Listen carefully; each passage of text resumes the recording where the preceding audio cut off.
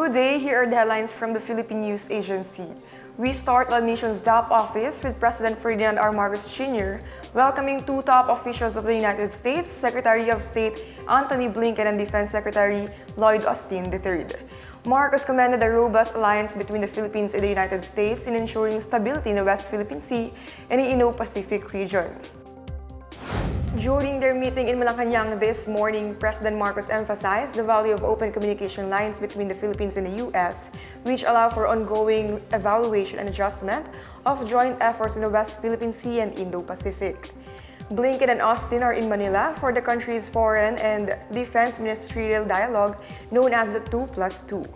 They thanked Marcos for the warm reception and extended their condolences to the victims of Typhoon Karina and the enhanced southwest monsoon that recently affected Metro Manila and other nearby areas. Blinken reiterated Washington, D.C.'s readiness to assist Manila, describing the upcoming 2+2 meeting as historic and indicative of the high level of engagement between the two countries. Meanwhile, Austin emphasized the strong familial ties between the Philippines and the U.S., citing shared interests and values. Blinken and Austin are set to meet with their Filipino counterparts, Foreign Affairs Secretary Enrique Manalo and Defense Gilberto Teodoro Jr. The Office of the President is asking Congress for a lower budget for 2025 than what it has this year. In the 2025 National Expenditure Program posted on the Department of Budget and Management website, the OP is proposing a total budget of 10.44 billion pesos. This is lower by 200 million pesos than its 2024 budget of 10.64 billion pesos. The OP is allocating 1.27 billion pesos for personal services, 7.95 billion for maintenance and other operating expenses, and 1.21 billion for capital outlay. Meanwhile, the OP's proposed Confidential and Intelligence Funds, or CIF, remains at 4.56 billion, with 2.25 billion pesos going to confidential funds and 2.31 billion for intelligence. This was the same amount that the Presidential Office has been asking for CIF since 2022. The DBM submitted to Congress on Monday the 2025 National Expenditure Program amounting to 6.325 trillion pesos.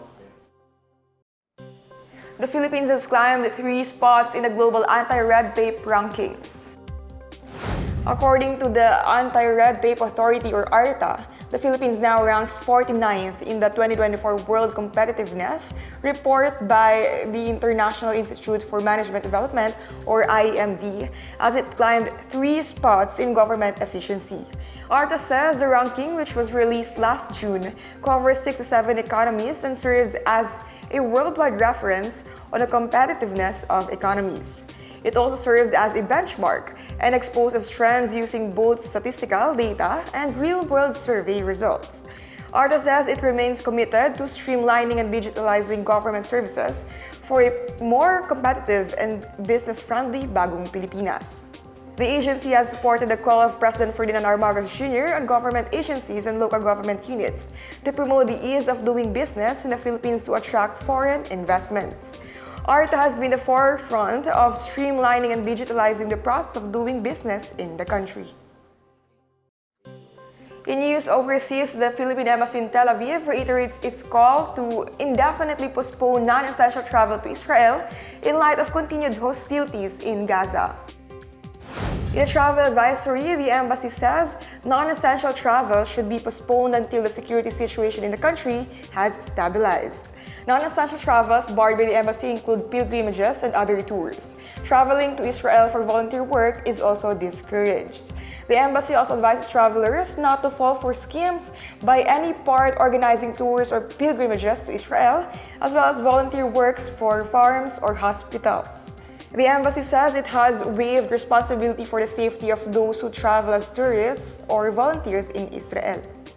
Those who attempt to travel under such schemes may also be offloaded from their flights. For requests for assistance, the public may contact the embassy through its hotline or email address. In other news, Siargao Island has topped travel magazine Lonely Planet's list of best places to visit in Southeast Asia.